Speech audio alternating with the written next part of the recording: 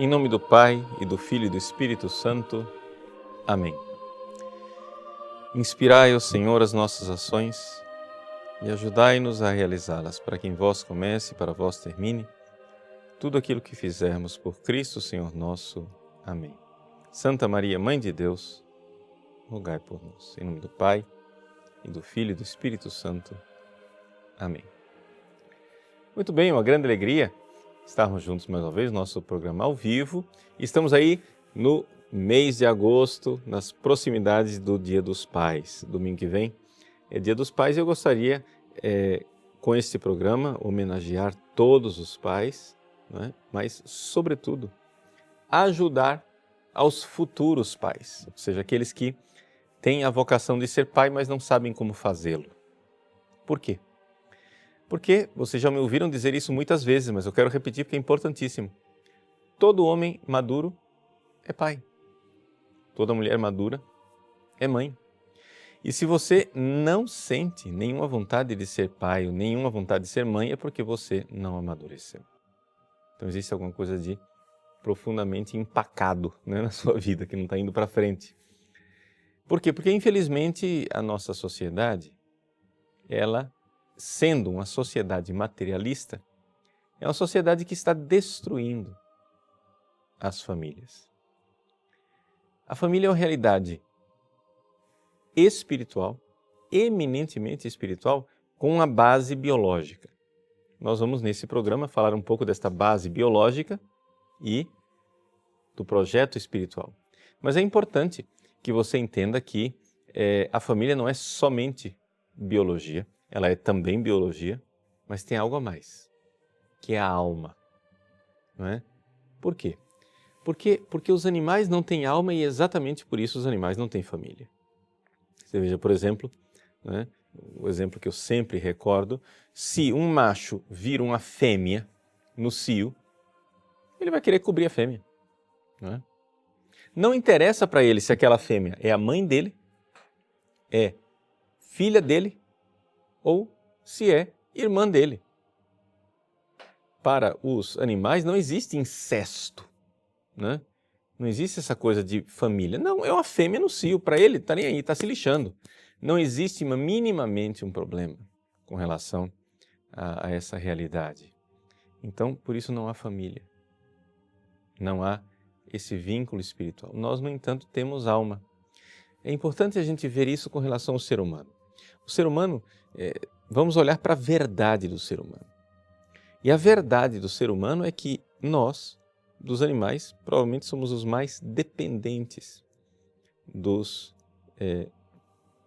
progenitores, dos procriadores. Vamos usar essa palavra animal, não é? Você vê, por exemplo, um bezerro, ele nasce, dali a poucos minutos ele já está de pé e já está mamando. Ninguém precisa nem ensinar para ele onde é o ubre da vaca, ele já vai, ele já sabe o que fazer. Ele não vai para a escola. Ele não existe no bezerro um projeto, um desafio, onde o bezerro tem que dizer, nossa, o que é que eu vou ser quando crescer? Não, ele já nasceu programado. Mas nós, seres humanos, não. Veja, vamos ser otimistas, mas assim, excessivamente otimistas. Vamos supor que com 12 anos de idade, um ser humano já esteja pronto para enfrentar a vida. O que nós sabemos que não é verdade, mas vamos ser otimistas. Mas o que é que são 12 anos ao lado da família? Não é? Ou seja, o ser humano ele precisa de família. Ele necessita de família. E isso faz parte, isso é constitutivo do ser humano. Agora, qual é o problema? O problema é que, por ideologias, se quer agora, aspas, aliviar a família desta responsabilidade. Não, vamos transferir essa responsabilidade para a escola, para a comunidade educadora, vamos transferir essa responsabilidade para o Estado, para a sociedade. Não, absolutamente não. Por quê? Porque é dever e direito nativo da família educar os seus filhos. Então, isto é uma realidade que está inscrita no próprio DNA do ser humano. Veja, crianças que são cuidadas, por exemplo, por uma coletividade, por uma comunidade, né? Se você largar o seu filho numa creche. De manhã ele está na creche, de tarde ele está com a avó, de noite está com a mãe, ocasionalmente com a babá. Existem estudos concretíssimos que dizem e mostram que o ser humano ele precisa de ter, no início da sua existência, de uma pessoa que cuide dele. E essa uma pessoa é a mãe. Não é? Crianças que são cuidadas por coletividade são crianças agressivas, com déficit de atenção, com uma série de distúrbios. No entanto, querem aliviar as famílias dessa realidade. E essa é uma realidade tão profundamente inscrita no ser humano. Por quê? Porque nós temos o dado biológico, essa fragilidade do ser humano que precisa de acompanhamento da mãe, do pai, mas nós temos também uma realidade espiritual, que é mais importante ainda. Mas, por enquanto, não vamos falar ainda da realidade espiritual, vamos falar somente da realidade biológica. Veja, qual é o perfil do pai? O que é um pai? Vamos olhar para a biologia, qual era a missão dos pais no tempo das cavernas. Não é? Como era constituída a família do tempo das cavernas? Eu não estou dizendo que isso é o ideal da família, eu só estou dizendo é uma constatação de fato. Né? Porque essas constatações de fato são importantes para nós vermos como nós biologicamente somos feitos e que é em cima disso que se pode construir algo espiritual. Como era a família no tempo das cavernas? Né?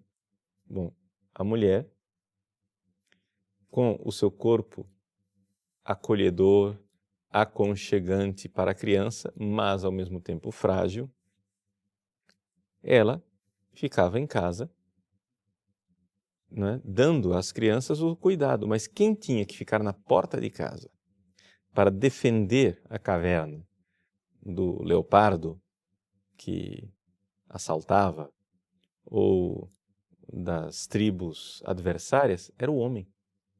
E era o homem que tinha que ter um corpo forte, rijo, como valente guerreiro, para defender a sua família dos ataques do inimigo e, ao mesmo tempo, providenciar comida na caça. Não é? E é por isso que, biologicamente, atenção, cuidado, eu ainda não estou mostrando a verdade espiritual, mas eu quero que vocês enxerguem que, biologicamente, existe uma subordinação da família ao homem para a própria sobrevivência dela. Não é? Ou seja, o homem, com a sua lança lá na porta da caverna, ele dizia para a mulher, leve as crianças para tal lugar. E ela tinha que obedecer para a salvação dela e dos filhos, porque ele era o estrategista, era ele quem estava lá guerreando. Não é? Então essa força bruta do ser humano, do homem, né? Essa masculinidade, essa superioridade física do homem, significava que ele era o líder da coisa. Até mesmo quando os filhos cresciam, imagine filhos homens que já estão na idade de guerrear, eles tinham que o quê? Obedecer o pai, que era a espécie do general daquela daquele pequeno grupo social. Os filhos aprendiam com ele a manejar os instrumentos de caça, as armas, e ele era o estrategista, ele era o general da coisa. Então, há na biologia, calma, ainda não estou falando da parte espiritual e do que deve ser hoje, mas há na biologia do homem e da missão de pai essa realidade de ele ser a lei, de ele ser o limite, de ele ser, de alguma forma, essa força. E é exatamente por isso que, culturalmente, todas as culturas fazem isso, era necessário, já desde cedo, separar o menino do mundo da mãe. Por quê? Porque, claro, as crianças elas nascem com a mãe. Não é? A própria biologia nos mostra isso. Eu quero enfatizar, eu estou repetindo isso como um refrão, tá? Mas isso é muito importante. Eu estou analisando biologicamente. Daqui a pouco nós vamos ver a parte espiritual. Calma lá. Biologicamente, é a mãe que tem o útero. É ela quem faz a gestação. é ela quem amamenta, é ela quem tem o corpo aconchegante para receber a criança e amamentá-la. A criança ela fica, né, a parte inicial da sua vida muito ligada ao mundo da mãe. Ora, esse mundo da mãe, que é o mundo feminino, onde existe na sociedade familiar uma divisão de tarefas muito clara, né, esse corpo feminino tem as suas características. Por exemplo, enquanto o homem ele tem o cérebro mais voltado para a estratégia, né, o lobo temporal funciona melhor, o homem sabe lidar com coisas, sabe montar e desmontar, resolver problemas e criar estratégias. A mulher, ela tem outras habilidades que o homem já não é tão agraciado. Ela tem o lobo frontal, não o lobo temporal, o lobo frontal mais eficaz do que o homem, e ela tem uma habilidade enorme para lidar com emoções, não é? Porque a força da mulher está exatamente nisso. A força da mulher está na fala, está nas emoções, está no convencimento, está na acolhida, não é? E assim é que, distribuídas as tarefas, a mulher cuida das crianças, mas há um momento em que a menina, se ela quiser ser mulher, ela continua ali do lado da mãe e está tudo muito tranquilo, está tudo muito bem. Mas tem um momento em que o menino, se ele quiser ser homem, né, e ele tem que ser homem, ele precisa ser afastado do mundo da mãe. E é exatamente aqui que está a coisa do seja homem, né? Esto vir, seja homem. Que quer dizer o seguinte, o homem precisa ser cortado, o menino precisa ser cortado do mundo da mãe para, com o pai, aprender a masculinidade. Agora, se este menino fica ainda constantemente com o mundo da mãe, ele não vai fazer este esforço necessário para ser pai, e depois, lá na frente, a sua família vai perecer com isto, né? Porque ele não vai ter quem defenda a família. É interessante isso daqui, notar isso é um dado que está inscrito na biologia e que tem consequências espirituais extraordinárias. Ou seja, o homem precisa fazer esforço para ser homem. Você nunca ouviu uma mulher dizer para outra, seja mulher. Isso não existe. Você vê o homem dizer para o outro, seja homem. Engole esse choro, menino. Seja homem.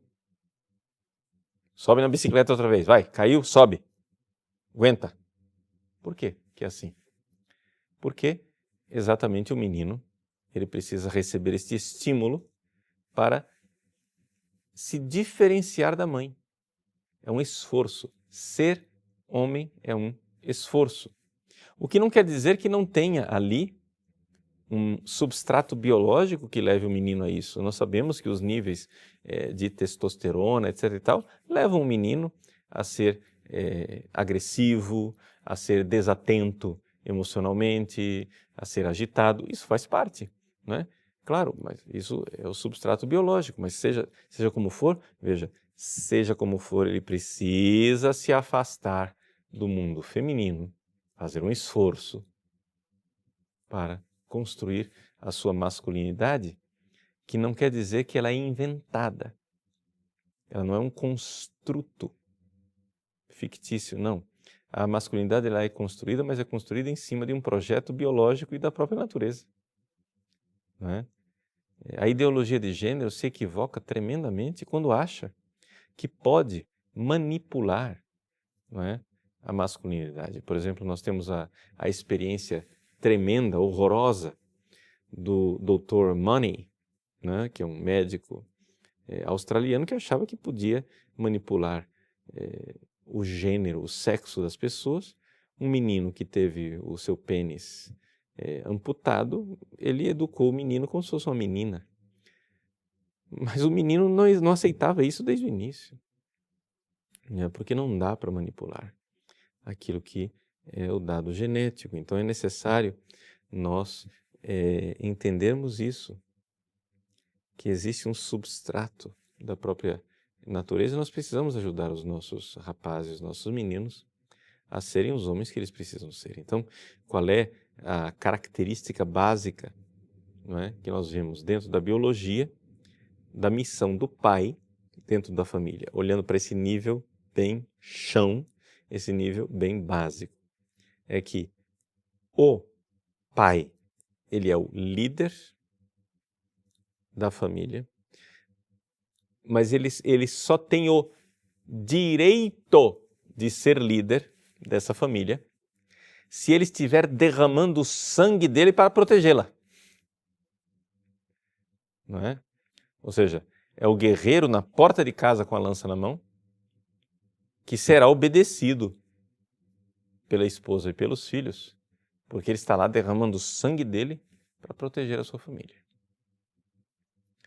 Agora, se ele não faz isto, se ele não tem esse substrato, essa coluna vertebral, se ele é simplesmente um meninão crescido, ele perde a sua liderança porque perde a autoridade. Não é? Na vida é assim, você pode ter poder, mas você não tem autoridade, é uma bobagem. Né? Hoje em dia as pessoas que têm poder, que conquistam o poder, elas acham que porque conquistaram o poder, elas têm autoridade. Absolutamente não. Né? Não é porque eu fui ordenado padre que eu tenho autoridade. Eu recebi um poder, mas para eu ter autoridade diante do meu povo, como pai, a palavra pai, padre, quer dizer pai, né? Para eu ter autoridade de pai sobre o povo que me é confiado, eles precisam ver eu derramar o meu sangue. Senão eu não terei autoridade nenhuma. Eu serei somente um déspota. Tá? Então essa é a primeira coisa, é derramar o sangue, é proteger a família, é se entregar por ela. Isso é muito importante e este é o esforço viril. Agora, o que acontece é o seguinte, é que a nossa sociedade, nós estamos sendo educados numa sociedade materialista, como eu disse desde o início. Materialista não tem família, porque cachorro não tem família, vaca não tem família, macaco não tem família, quem não tem alma não tem família, então materialista não vai ter família. Então qual é a reação do materialista? A reação do materialista é ser um vitimista. E o que nós vemos hoje em dia nos homens, nas mulheres também, mas eu estou falando de pai, então deixa eu falar de homem, né? É um vitimismo. Onde você, mas e eu, como é que eu fico?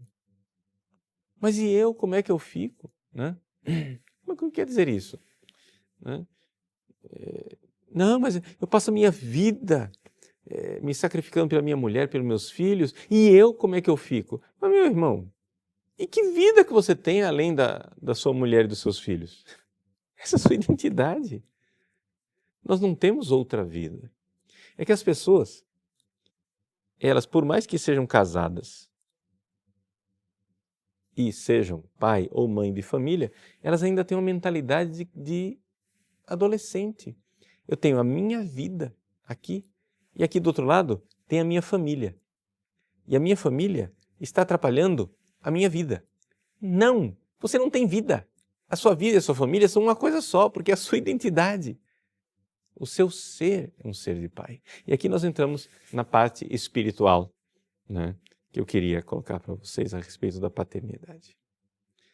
É evidente que isso que nós vimos numa análise biológica a respeito da paternidade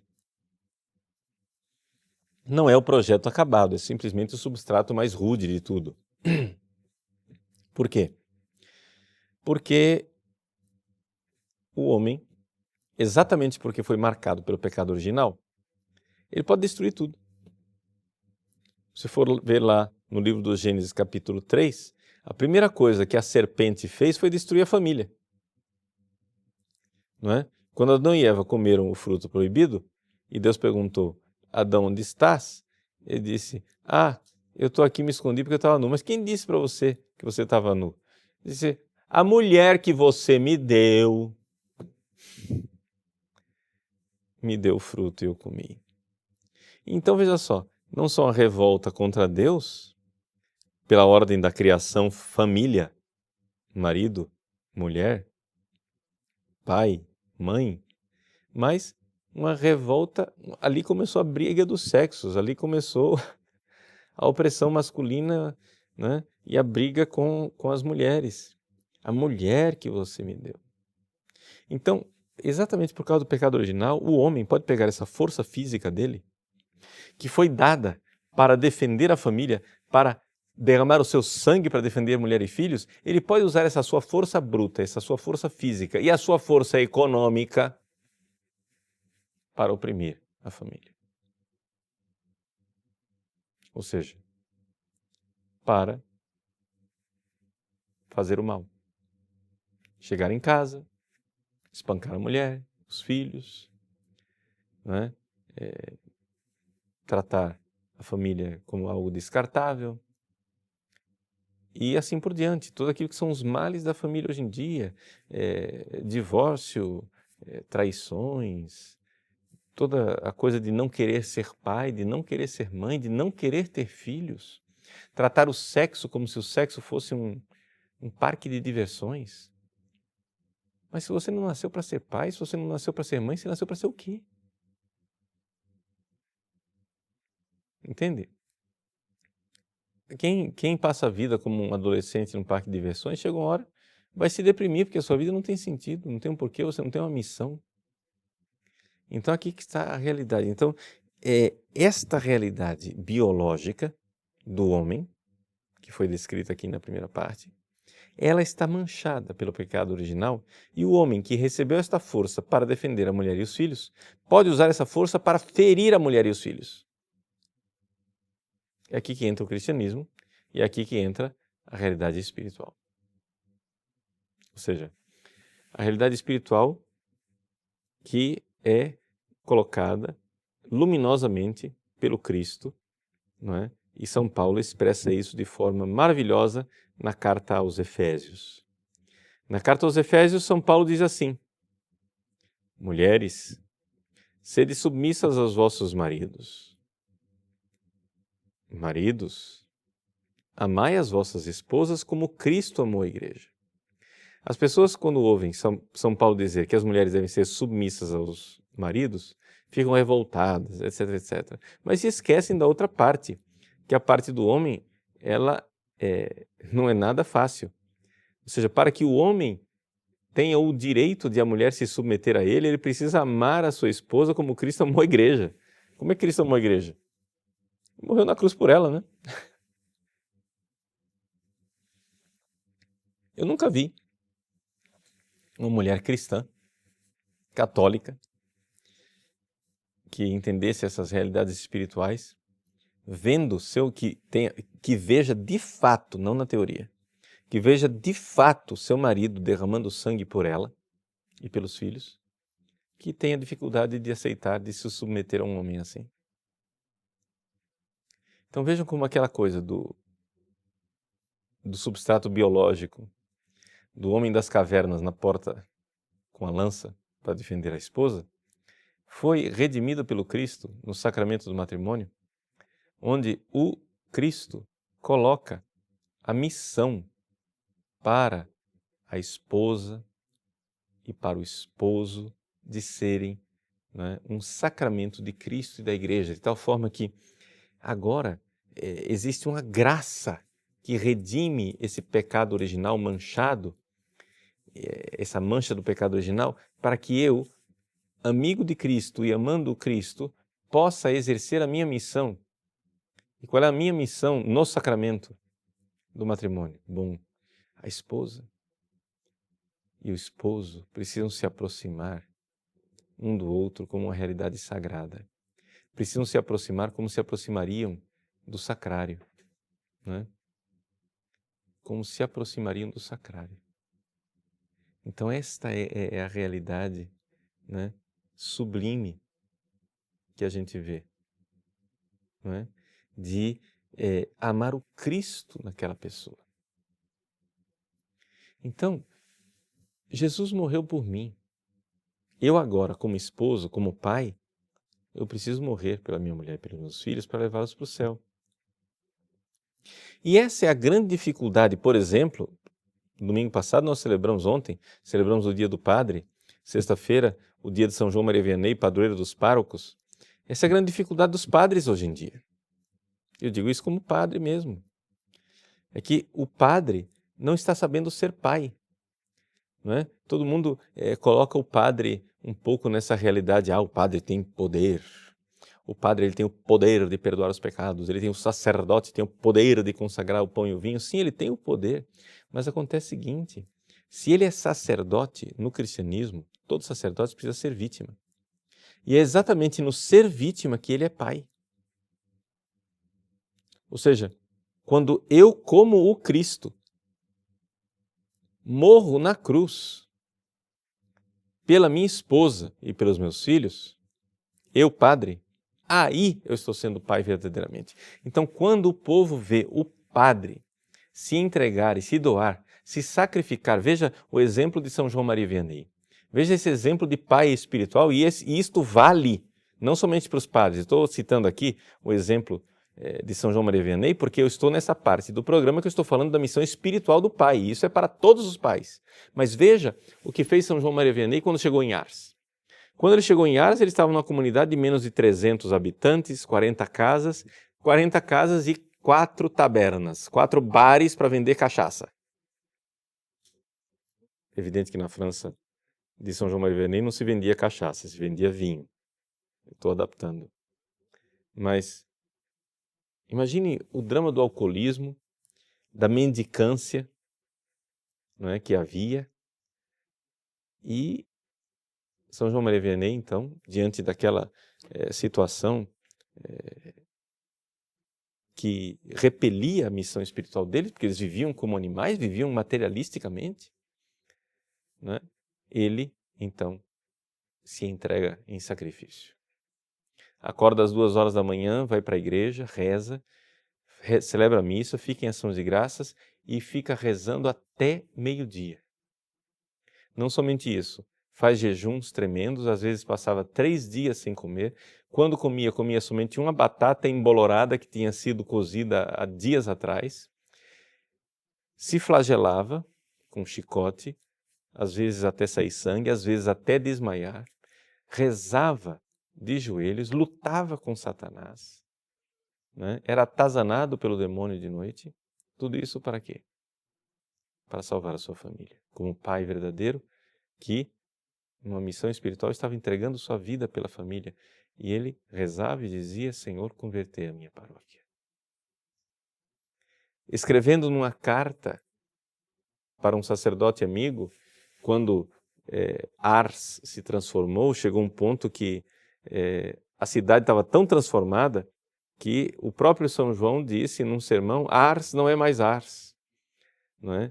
Eu andei por aí nas outras vilas pregando missões e eu vejo que não se encontra nas outras cidades o nível espiritual de Ars. Porque é interessante que na cidade de São João Maria Vianney, depois que eles se converteram, depois de tantos sacrifícios desse grande padre, as pessoas tinham vergonha de não fazer o bem. Veja que coisa linda. É a inversão do respeito humano. Né? Ao invés de ter vergonha de ir à igreja, vergonha de fazer o sinal da cruz, vergonha de ajudar os outros, vergonha de ser fiel à esposa, não, eles tinham vergonha do pecado, de fazer o mal. Tinham vergonha de não fazer o bem. Todo mundo fazia o bem, eu quero fazer o bem também. Todo mundo procurava a santidade, eu quero ser santo também. Então se criou uma cultura naquela cidade. Mas como é que se criou uma cultura? Porque havia um pai, aquilo se tornou uma família espiritual. Havia um pai que dava a vida e que ajudava seus filhos com os seus paternos conselhos, como diz Santo Tomás de Aquino. Né? Ou seja, no púlpito, ele dizia aos seus filhos, quantas vezes esses habitantes de Ars viram São João Maria Vianney chorar pelos seus filhos. E eles viam que ali havia um homem que não estava lutando para ter poder, mas era um homem que tinha autoridade porque ele mesmo vivia a santidade e a conversão que ele pregava. Então, quando houve essa revolução tremenda, ele, numa carta para um sacerdote amigo seu, o sacerdote perguntou, o que é que você fez? Qual é a receita mágica para você converter Ars? São João Maria Vianney respondeu: meu irmão, você já tentou pregações, missas e sacrifícios, mas até que você não tenha dormido no chão, feito jejum, se flagelado, usado silício, não pense que você tentou tudo. Ou seja, o que ele está dizendo? A missão do Pai é derramar o sangue. Claro que são exemplos heróicos, claro que são exemplos luminosos, mas se a gente, não é, entende isso, nós vemos então que isto é a nossa verdadeira identidade. E é aqui que vem a parte mais importante, porque é a parte de exortação que eu quero deixar para você. Você vai dizer assim: padre, tudo bem, o senhor analisou biologicamente, analisou a mancha do pecado original e analisou espiritualmente o que é que um pai tem que fazer para sua filha, para os seus filhos e sua família. Tem que derramar o seu sangue, tem que alimentá-los espiritualmente com os paternos conselhos, né? Que é as duas coisas lá que o homem da caverna faz, né? Ele enfrenta o inimigo com a lança na mão, mas ele também sai para caçar e alimenta os filhos. Isso também existe espiritualmente. Espiritualmente você enfrenta os inimigos derramando o seu sangue, enfrenta Satanás, enfrenta os adversários da sua família, mas você também tem que lutar e derramar o seu sangue para dar de comer. E o dar de comer é sobretudo espiritual.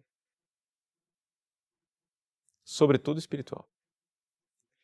Um pai precisa ser um homem sábio que conduz a sua família com paternos conselhos. Você vai dizer: ah, padre, mas eu não dou conta, padre. Eu não dou conta porque eu não sei estudar. Eu tenho dificuldade de assimilar as coisas. Meu irmão, mais dificuldade do que São João Maria Vianney você não tem. São João Maria Vianney passava a semana inteira preparando a pregação de domingo e às vezes ele descia do púlpito derrotado porque não conseguia dizer o que ele tinha preparado. Ele não era um bom pregador. Mas, no entanto, todo o povo seguia sua catequese e etc e tal. Por quê? Porque via.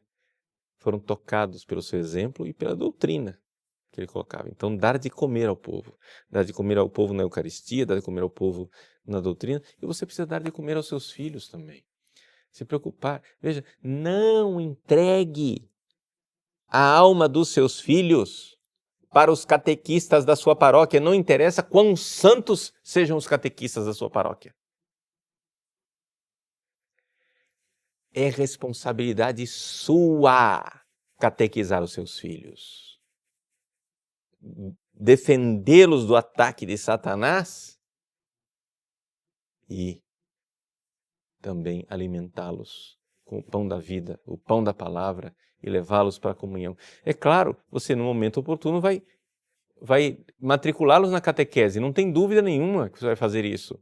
É claro que eles vão ser inseridos numa comunidade paroquial, não tem dúvida nenhuma que você vai fazer isso. Mas acontece o seguinte: quando você matricula o seu filho na catequese com 7 anos de idade, já é tarde demais. Já é tarde demais, 7 anos.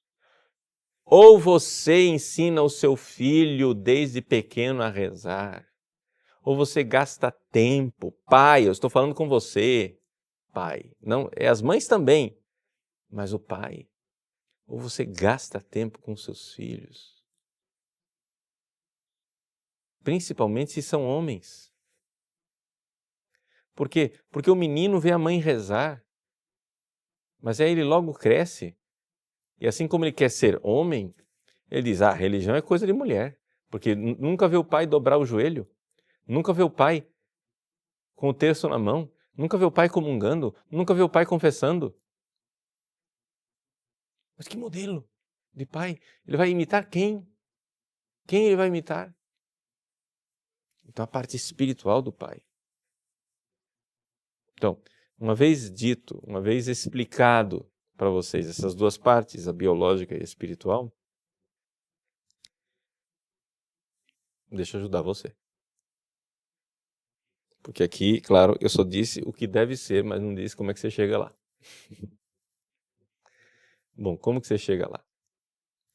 primeira coisa e a primeira dificuldade, aqui eu passo a falar um pouco mais como um testemunho pessoal. Estou falando de mim. Eu também tive dificuldade de aprender a ser pai. Por quê? Bom, a primeira coisa é o seguinte, é que ser pai é difícil. É muito mais fácil. Vejam, as mães não fiquem ofendidas aqui, você vai entender o que é que eu quero dizer. Tem a dificuldade da mãe também, mas calma. Mas é muito mais fácil afetivamente ser mãe, porque a mãe é cúmplice. A mãe tem sempre o filho do lado. O pai, como diz a carta de São Paulo, né, o pai habita em luz inacessível. O pai, ele sofre uma certa solidão. Por quê? Porque ele é a lei. Porque ele é o limite. Porque é ele que tem que dizer não. Ele não tem aquela cumplicidade, aquela simbiose com o filho. Ele não está lá, ele não deu de mamar, ele não carregou no braço do jeito que a mãe carregou, etc, etc. Então o que acontece? Qual é o problema dos pais hoje em dia, do pai homem? É que ele quer ser uma mãe de barba. Aí os pais, exatamente porque sentem essa solidão da paternidade, eles querem imitar a cumplicidade da mãe. Aí os pais hoje em dia, né, querem seguir um modelo feminino.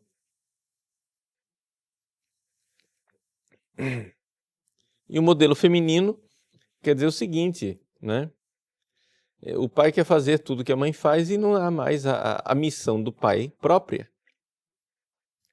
que é aquele de ser a lei, de ser o limite, de ser aquele que desafia, entendeu? Dentro da educação dos filhos, o pai é aquele que diz, que tem autoridade e diz não. Aí a criança, quando ele diz não, a criança corre para a mãe. Aí diz, papai disse não, etc, etc. E a mãe, ela deve ser a hermeneuta do pai. Ela deve ser aquela que explica o amor do pai. E que diz assim, meu filho, seu pai está dizendo não, mas é porque ele ama você. E ela então, com o jeitinho dela, ela deve explicar para o filho que aquele não é doído, mas que aquilo é amor. Vejam como é importante isso. Só que isso significa o quê? Que o pai tem essa missão. Então, você acha que não dói essa solidão? Né? Essa coisa eu me lembro, quando eu era reitor do seminário, né? Os seminaristas, para sair, etc e tal, e comer uma pizza, convidavam todos os outros padres, mas o reitor não, evidente. Né? Você não vai convidar a polícia para comer pizza com você. Você é a polícia. Né?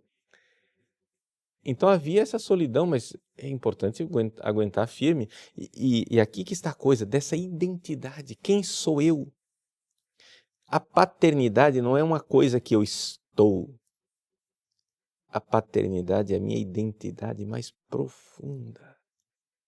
Eu não sou outra coisa. Eu sou pai. E é aqui que está o importante para você. Então, quando você sentir essas tentações, digamos assim, é claro que o pai não é um não absoluto, total. Não, o pai também tem que, às vezes, dizer o sim, às vezes, também tem que brincar, também tem que sorrir, também tem que fazer palhaçada, né? etc. Tudo isso é importante, ter momentos festivos com os filhos, tudo isso é lindo, mas é sempre aquela figura da autoridade que diz não, que põe um limite. Então, quando você sentir isto, vão vir esses sentimentos de solidão. Não é? Eu vejo isso muito, não somente nos pais, mas vejo isso sobretudo nos padres e bispos. Quantos padres e bispos eu atendi aconselhando exatamente para superarem essa solidão da paternidade, para não cederem à tentação, né, de efeminar o seu ministério sendo o bonzinho. Não, ser o homem que derrama o sangue. E a comunidade reconhece, a comunidade vê o sacrifício do seu pai, né? Vê, se às vezes estribucha e esperneia por causa de um não pode, de uma pregação um pouco mais, digamos, mais dura, mais desafiadora, mas é importante que vejam, puxa vida, ele está me amando. Doeu nele e doeu em mim. Mas é importante que você, nesse momento, em que você sente essa solidão, sente essa coisa, esse lado frustrante da paternidade, você entenda, puxa vida, isso são sentimentos. Esses sentimentos não sou eu profundamente. Sentimento, gente, é cérebro, não sou eu em profundidade. Eu em profundidade, eu sou a minha alma. Então eu vou pegar esses sentimentos e abraçá-los, oferecê-los, dizer, Senhor, recebe a minha solidão por amor aos meus filhos, porque eu sou para os outros. A minha identidade é essa, eu sou um homem para os outros, eu não sou para mim. Então quando você vier com essa tentação, e eu como é que eu fico, saia dessa. Essa história do e eu como é que eu fico, isto é para moleques. Você precisa verdadeiramente entender que existe uma certa solidão.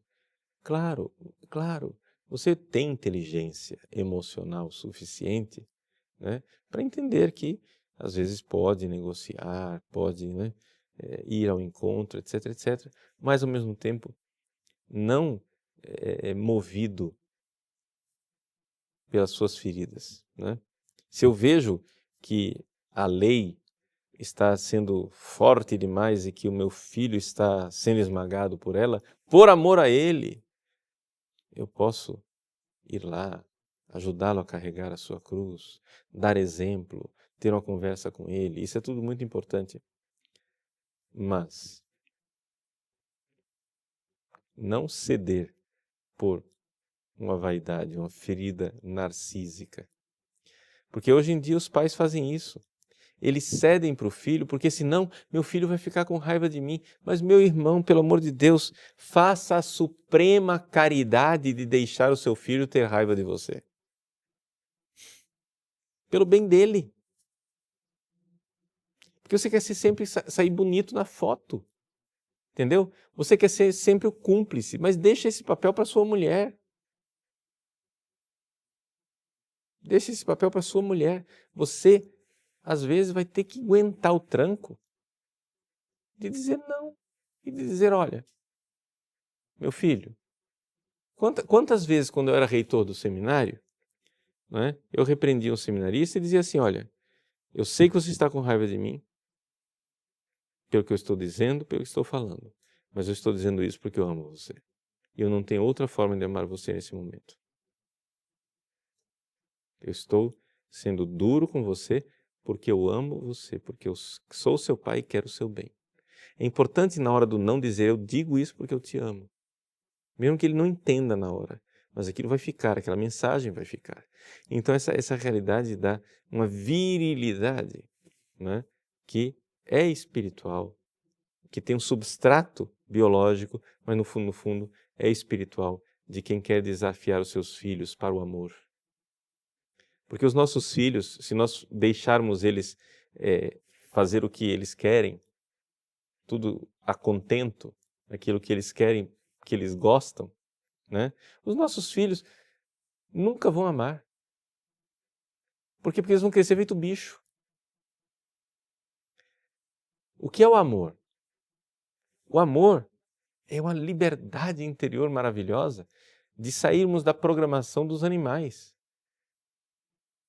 A programação do cérebro animal é essa. Foge da dor, busca o prazer. Foge da dor, busca o prazer. Mas quando você, por amor à sua família, programado para fugir da dor, diz, não, eu vou abraçar a dor porque eu os amo. Isso é amor. Mas como é que seu filho vai aprender isso? O seu filho vai fugir da dor, do amor, do compromisso, da família, da fidelidade, da castidade, do trabalho, do desafio, para buscar o prazer. do sexo desregrado, da droga, da cachaça, da preguiça, etc. O que é que seu filho vai ser desse jeito? Ele nunca vai amar. Mas seu filho não foi feito para rastejar no chão como uma víbora. Foi feito para voar como as águias, para amar de verdade. E você é chamado a ser um pai que ensina o amor. E por isso, estovir, ser forte. Está doendo? Mas aguenta. É por amor. Você é livre. Você não é um cachorro. Você não é um animal, um macaco. Você tem uma liberdade que eles não têm. Você pode abraçar a sua cruz e transformá-la em ressurreição. E fazer brotar vida na sua família. Tá bom? Vamos agora então fazer um pequeno intervalo. Voltamos daqui a pouco para termos um momento de conversa e de partilha e conversar a respeito desta missão maravilhosa que é a missão da paternidade. Até já. Muito bem, nós voltamos então para continuar nossa conversa, nosso bate-papo a respeito da paternidade, ou seja, esse grande dom da masculinidade para a família, que é o ser pai. Vamos começar com a pergunta da Aline Santos. Padre, sua bênção. Que conselhos práticos o senhor dá para iniciar a educação do menino à masculinidade adulta, guiada pelos mandamentos? Como ensinar a ser viril e casto? Obrigada por tudo. Olha, Aline, assim, existe aqui um problema. E o problema mais sério com relação à educação, não é? Para a virilidade é que aqui é um trabalho a dois. Você, como mulher, vai ter dificuldade de educar os seus filhos e ensiná-los a ser homem. Porque, por uma razão muito simples, você não é homem. Mas você pode, em primeiríssimo lugar, que é a missão primeira da mãe, não é? Colocar exemplos de homens válidos. Primeiro, se o seu marido ele é exemplo, seria muito bom colocá-lo como exemplo, não é? Naquilo que ele tem de virtude. Dizer, olha como o papai faz. É assim que os homens fazem, não é? Mas também colocar exemplos de homens virtuosos. Fazer com que o seu filho conheça homens virtuosos como, sei lá, São Luís Martin, o pai de Santa Teresinha, ou até sacerdotes, mas mostrar aqueles traços de pai espiritual, sobretudo nessa coisa do homem que abraça uma cruz de forma viril para o bem da sua família, né? O próprio Cristo como modelo de virilidade. Então você, como mulher, a primeira coisa que você pode fazer é, em primeiro lugar, evitar aquilo que está na moda, que é o seguinte: a moda é as mães falarem mal do homem. Entende? Ou seja, o pai diz não, o menino corre para a mãe e a mãe, trapaceiramente, para ganhar o afeto do filho, chega e diz: ah, homem é assim mesmo, a desgraça. Pronto. Aí você já está desestimulando seu filho de ser homem, né? Não que não exista atritozinhos e discordâncias entre marido e mulher, pelo amor de Deus, gente. Isso daqui faz parte do dia a dia, né? Mas você como mulher, não é? Tem essa possibilidade, não é, de indicar o caminho de homens exemplares. Agora, o homem enquanto tal, uma das coisas que é importante também para seguir no caminho é o próprio homem, o pai, não é? Ser modelo dessas realidades, por exemplo, ensinando o filho como ele contém a sua força. Pode parecer estranho, mas, por exemplo, quando o homem adulto, maior, ele brinca de lutinha com o filho, de briguinha com o filho, não é? O que é que o homem adulto está fazendo? Ele está contendo a força dele, ele não faz nada com força, né? O que acontece? Geralmente, se você já fez isso com seu filho, você já notou isso. Você começa a dizer, tá, pá, né, vai, luta, defende aí, vai, força, é isso mesmo, luta, você pode. Lá pelas tantas, o menino quer mostrar que ele prevalece e dá um golpe com força. Quando você vê que ele fez a coisa com força, de verdade, você pode aplicar um pouquinho de força. Não precisa dizer nada que machuque. Você segura ele e diz, não faça isso. É importante que ele note que você tem muito mais força do que ele, mas que você está contendo a força e não está usando a sua força. Por quê? Porque isso ensina ele a conter a sua força de homem, para não machucar as mulheres, para não machucar os mais fracos. Isso é uma lição, né? Isso é importante. Isso com relação, então, ao homem que contém as suas energias. Isso já é uma lição. E por incrível que pareça, isto auxilia, depois mais tarde, quando for se desenvolver a castidade, não é? Não é? Essa realidade de você realmente saber conter sua força física, então você pode também conter a sua força sexual. Não é? Isso é um ponto. Outro ponto importante, não é, com relação que os homens podem ajudar os filhos na educação da sexualidade, é abordar constantemente a sexualidade como sendo família. Parar com essa história, não é, de chegar e ensinar o menino a ser, safadinho. Olha a menina, vai atrás dela, né? Ela é bonita, olha lá, ela é gostosa, etc, etc. Isso não é assim, não é o caminho. O caminho é outro. É chegar a dizer, olha, tá vendo como ela é bonita? Um dia você vai ter que aprender a descobrir a beleza do coração das mulheres. Para descobrir qual mulher tem um coração que é um tesouro capaz de levar seus filhos para o céu. Você já põe família na história. Ou seja, você não vai escolher a mulher. Nós temos que tirar esse romantismo tolo, que foi. Isso é artificial. É um romantismo tolo. Ai, eu vou ser feliz ao lado dela, ela, eu, ela, eu. Mas que tolice é essa? Quem que te disse que vai ter uma mulher que vai fazer seu filho feliz? Isso é a coisa mais estúpida do mundo. Nenhuma mulher vai fazer seu filho feliz. O que seu filho tem que fazer é escolher a mãe virtuosa que será a mãe dos seus filhos, para que ele também seja o pai e a menina também escolher o pai virtuoso que vai ser o pai dos seus filhos, para que vocês juntos possam levar os filhos de vocês para o céu. É assim que se escolhe.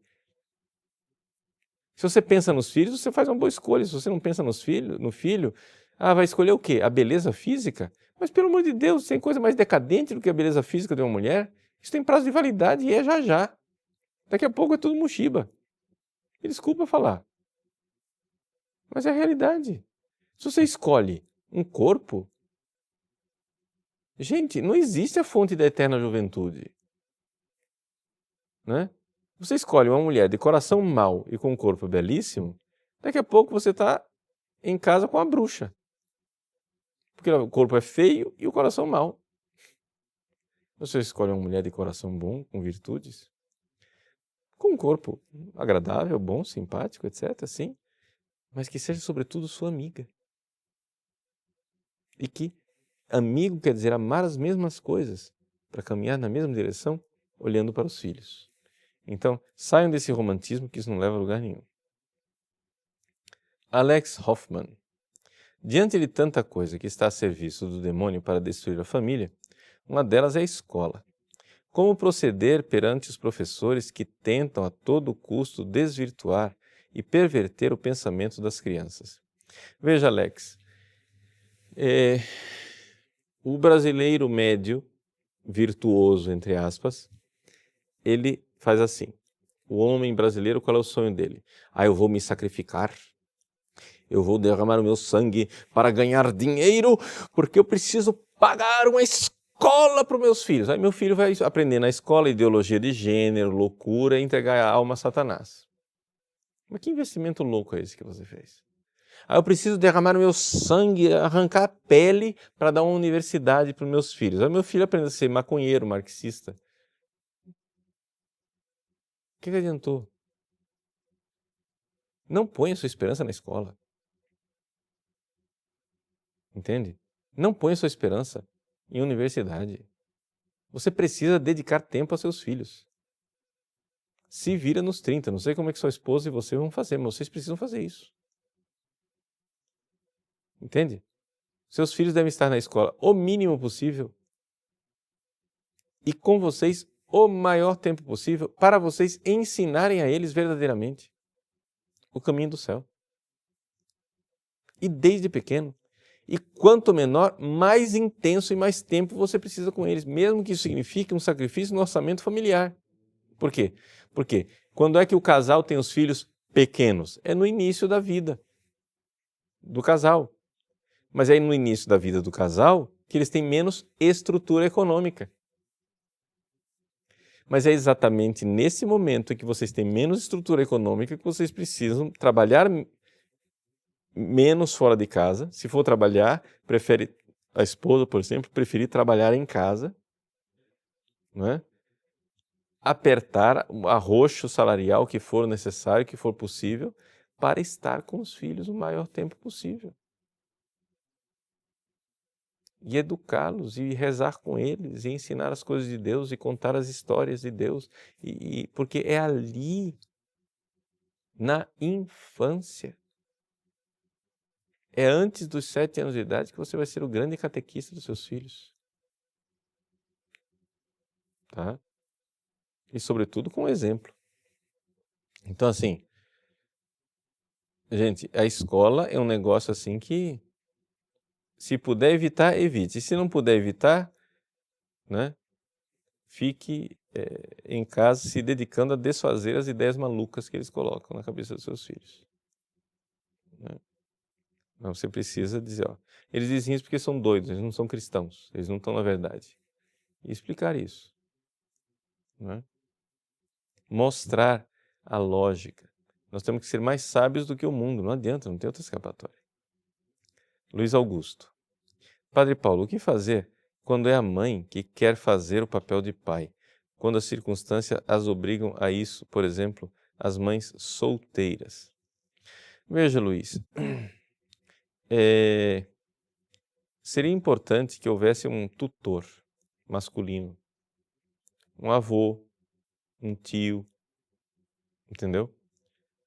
A mãe está sozinha, mas tem um tio, né, que ajuda, alguém, um irmão de comunidade, catequista, etc. e tal, mas é importante que sejam pessoas de confiança.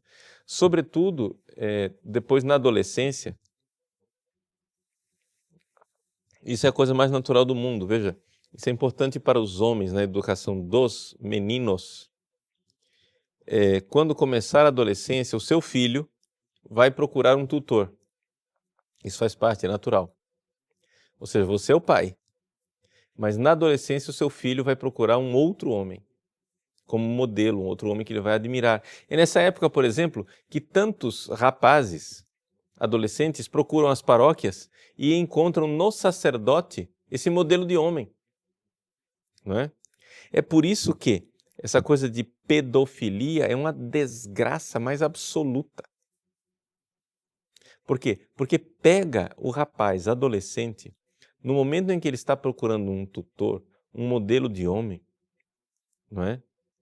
Exatamente nessa fragilidade, e faz com que aquilo seja transformado em sexualidade. Não é isso. Então faz parte dos pais escolherem bons tutores para os seus filhos, ou seja, monitorar na adolescência quem que o menino está olhando como modelo. Qual é o homem mais velho do qual o menino está se aproximando, não é? exatamente para que ele não caia na armadilha de uma pessoa má, né? Então, se o padre da sua paróquia é um padre virtuoso, se um catequista, etc., você vê que tem uma ascendência sobre o seu filho, etc., não precisa nem de muito tempo de convívio, não, mas é assim, às vezes um modelo, um ideal para ele, isso é coisa boa, mas que sejam tutores virtuosos, né, para o seu filho, tá? Gabriel Eduardo. Padre Paulo, boa noite e sua bênção. Como fazer para ser um bom pai quando, no caso, meu pai não foi presente em minha vida? Tenho medo de não ser um bom pai futuramente por conta disso. Veja, Gabriel, todos nós temos que, de alguma forma, perdoar o nosso pai. Ninguém teve um pai imaculado.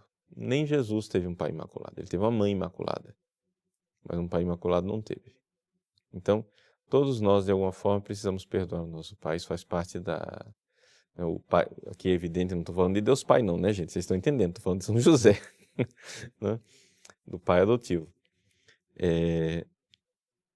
Mas vejam, todos nós temos essa realidade de ter que perdoar. Isso é normal, isso vale também para as mulheres, né? As mulheres precisam perdoar as suas mães que não foram mães ideais.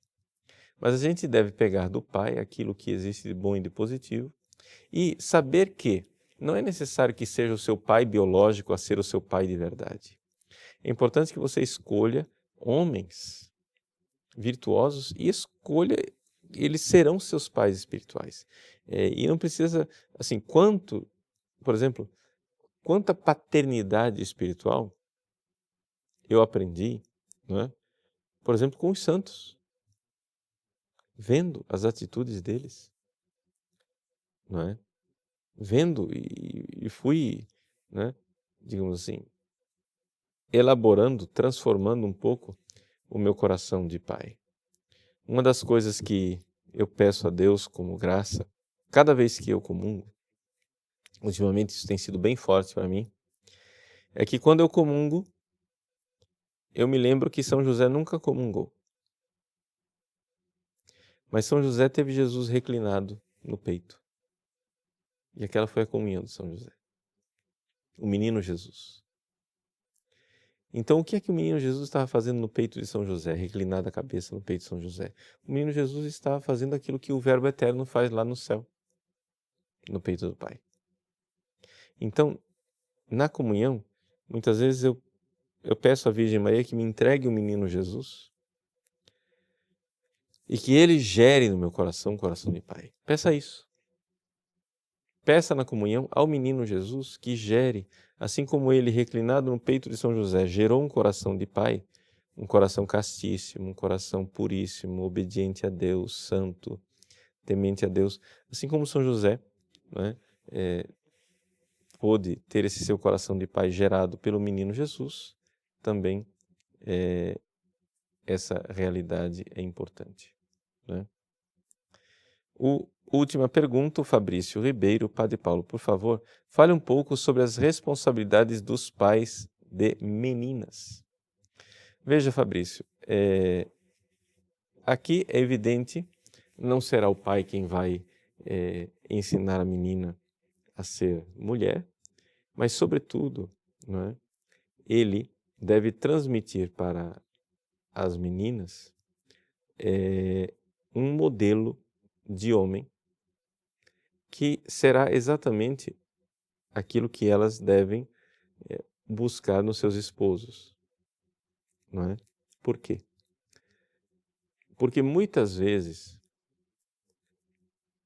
os casamentos vão à falência porque a menina busca, não é? Ou o modelo contrário do pai, né? Ou a fotocópia do pai, o que não é, quando não é um modelo de pai saudável.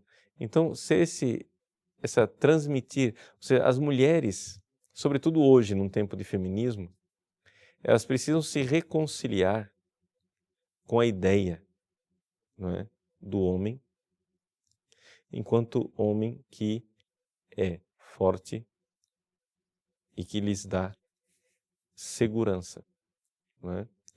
Toda mulher, quando procura um marido, ela procura segurança, não é? Ela procura segurança econômica, segurança física, segurança espiritual, etc, etc. Isso faz parte, se você for olhar, tem até um substrato biológico nisso, ou seja, a mulher das cavernas procura o homem mais musculoso porque vai lhe dar mais segurança diante do leopardo que a aflige, não é? Mas essa realidade de buscar as virtudes, então, realmente ter uma visão de homem, sabendo que nós somos bem diferentes, né? É importante a mãe, sobretudo, no caso aqui das meninas, saber interpretar o mundo masculino para elas, não é? E o pai deve também ser presença com elas, sobretudo, ser essa imagem daquele que protege, mas que também desafia, né? A menina, não só o menino, faz parte do pai ser aquele que desafia e diz, vá, né? Vamos lá, buscar as virtudes, buscar esse desafio. Mas, seja como for, o papel protetor do pai com relação às meninas é muito importante para que ela tenha essa visão, né, positiva do sexo masculino, né? Hoje em dia, com tempos de feminismo, essa tendência de olhar sempre pelo viés da exploração, como se as mulheres fossem sempre exploradas pelos homens, né? O que é totalmente falso se você tiver uma visão cristã de família, né? Não existe exploração nenhuma quando um homem derrama o seu sangue para proteger sua esposa. Não é isso? Então, saber interpretar isso daí, tá bom? Então, agradeço a vocês a alegria de estarmos juntos nessa noite e que Deus abençoe a família de vocês e para todos os pais, no próximo domingo, né? Certamente, assim, uma bênção muito especial.